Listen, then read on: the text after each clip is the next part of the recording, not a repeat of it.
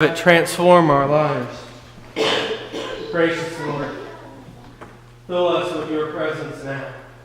Let us see and experience you. Let us be transformed by you and become the new creations and enter into the new life that you have made possible. Do this whether through me or in spite of me. For this we pray. Amen.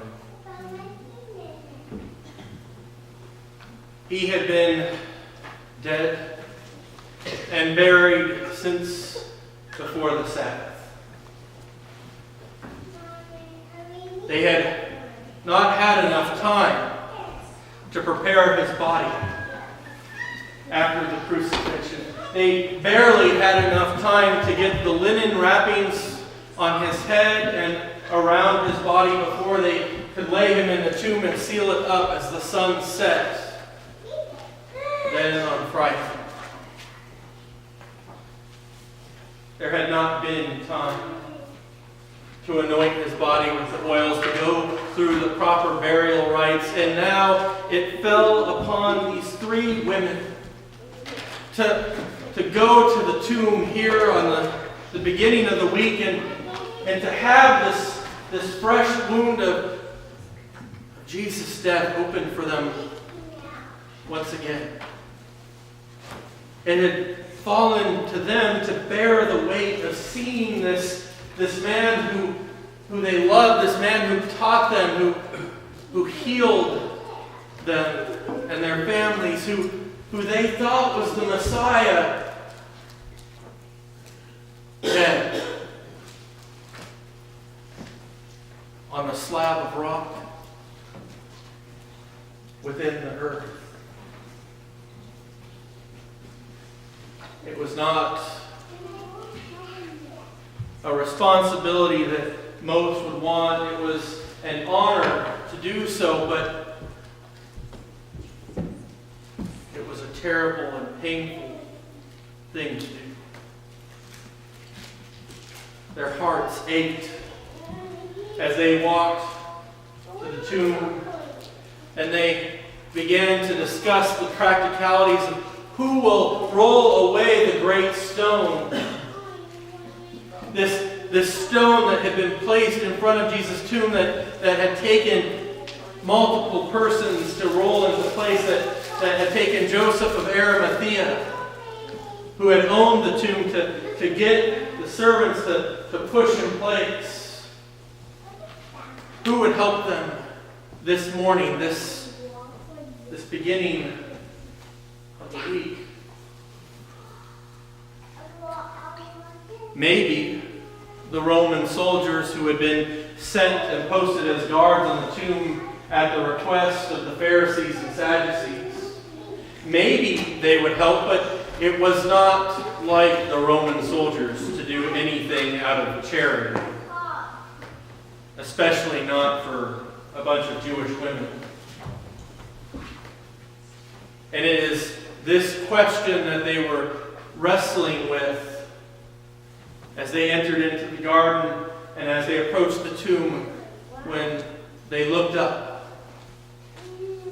And rather than finding that great stone covering the tomb, they found that it had been rolled away and that these Roman soldiers who had been posted as guards were laying there on the ground, knocked unconscious, fainting.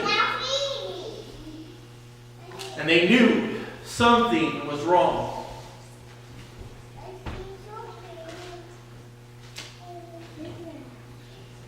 Trembling, they looked into the tomb.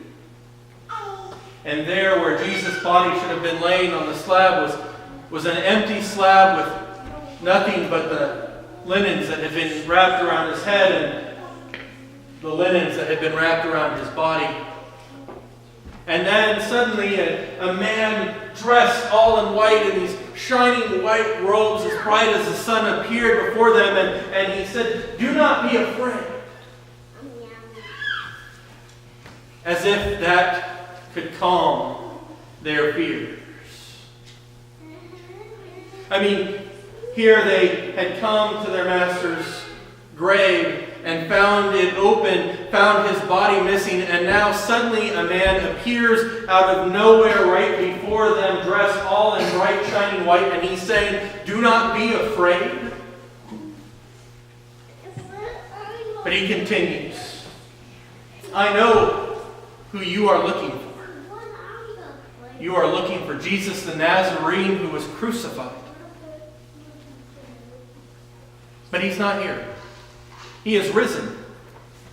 And so you need to go and tell the disciples and Peter to meet him off in Galilee, where he promised to run into them, when he promised to appear to them." Now at this point, it has become overwhelmed. And the women take off running. Most of them too afraid to tell anyone. Luckily, Mary Magdalene, Mary who Jesus had healed of 7 demons, Mary who had been with him, who had loved him, who had worshipped him, who had learned from him.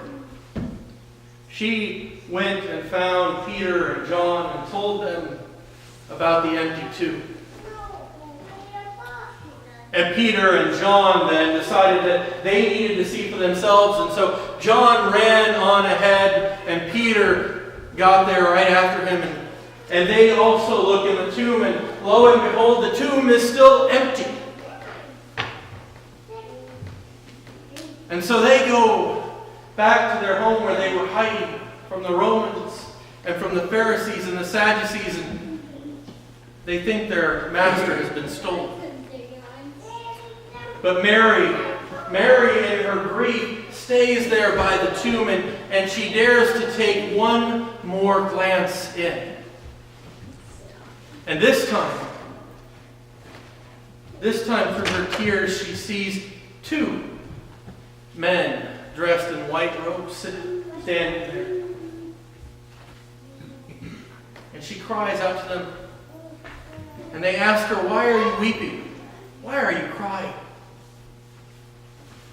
She says, "They've taken my master. If you know where they have laid his body, would you tell me so that I can come and bring him back?" But they don't answer. And then she hears someone behind her.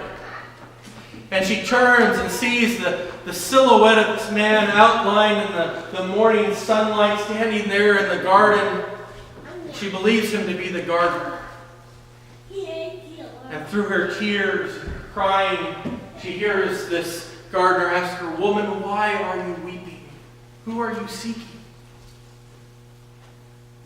And she cries out to this man, "They have taken the body of my master, and I do not know where he is. If you know where they have placed him, tell me so that I can bring him back here." And this gardener responds to her with her name, Mary. And in an instant, she can see who it is that is standing there before her. She can see that it is Jesus of Nazareth, raised from the dead, standing there before her in the garden. And she cries out, "Rabboni," and she runs forward to hug him, to embrace him. For she thought he had been dead. She thought his body had been stolen, and yet here he is before her alive.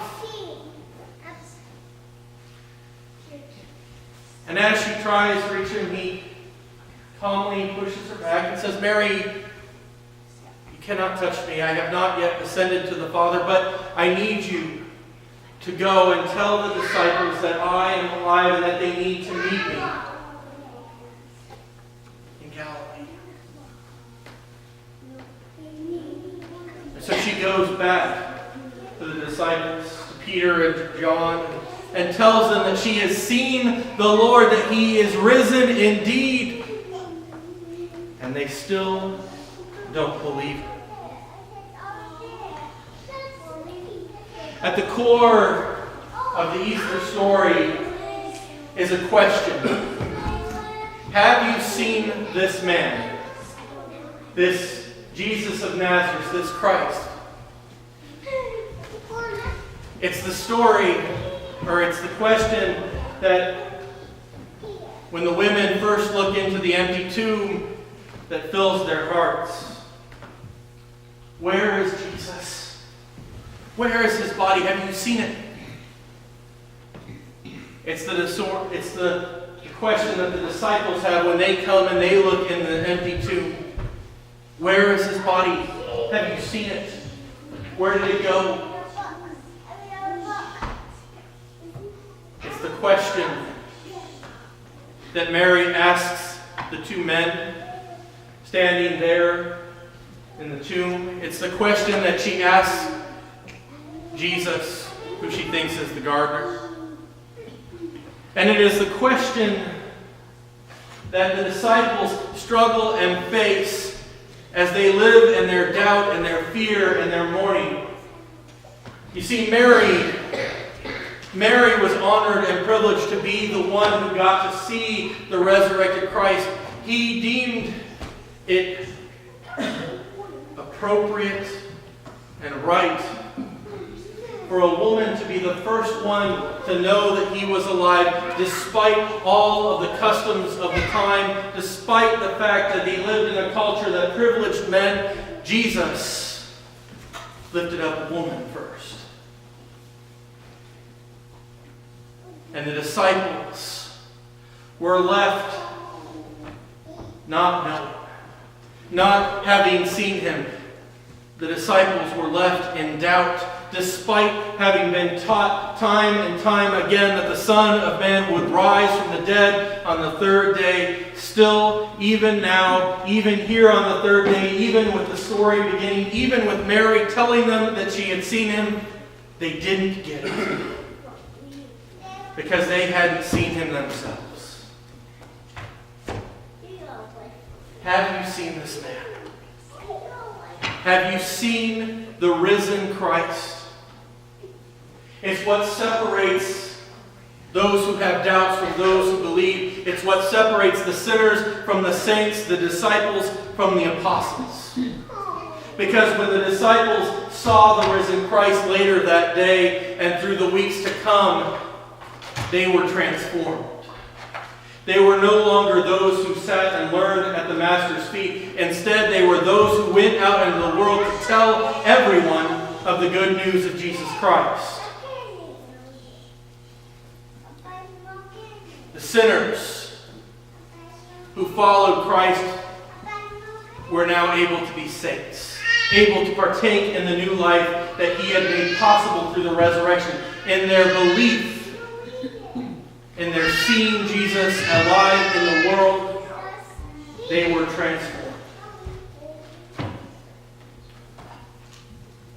Nothing can prepare us to come upon the empty tomb.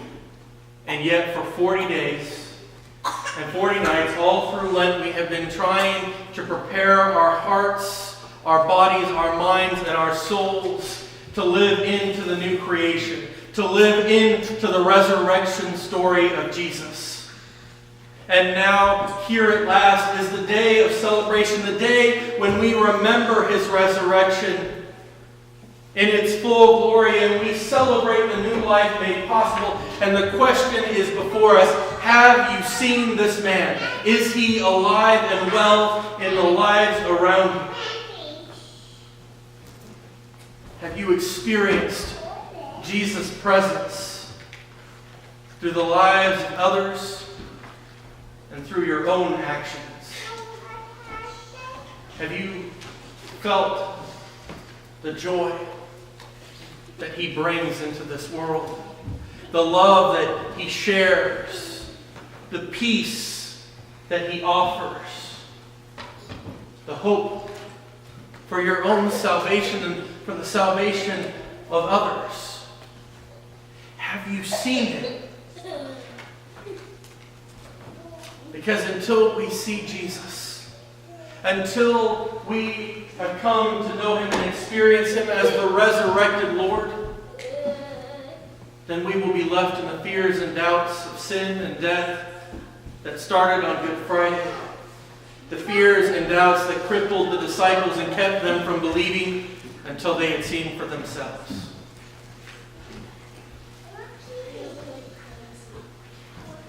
Let us be the people of the resurrection.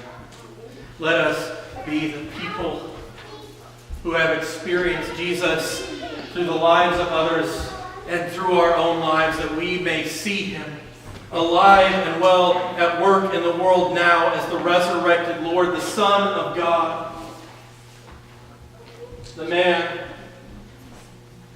who Mary and the disciples saw in the weeks following His resurrection. Amen.